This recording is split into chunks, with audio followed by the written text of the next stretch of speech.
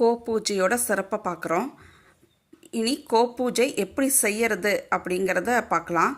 வெள்ளிக்கிழமைகளில் சூரிய உதயத்திலிருந்து வரக்கூடிய 1 மணி நேரம் சுக்கிரஹோரை. அப்போ கோபூஜை செய்யறதுக்கு சிறப்பான நேரம் அது. கோபூஜை செய்யறதுக்கு கன்றோடு இருக்கக்கூடிய பசுமாட்டை தான் நம்ம வழிபடணும். கோபூஜை வீட்டிலையே செய்யலாம். கன்றோட இருக்கக்கூடிய பசுமாட்டை அழைச்சி கோபூஜையை வீட்டிலையே செய்யலாம். அப்படி கோபூஜையே செய்ய முடியல வீட்டில் அப்படிங்கிறவங்க கோவில்களில் வெள்ளிக்கிழமை காலை 6 மணிலிருந்து 7 மணிக்குள்ளே கண்டிப்பாக அவங்க செய்வாங்க. அப்போ அங்கே போய் கோவை வழிபடலாம்.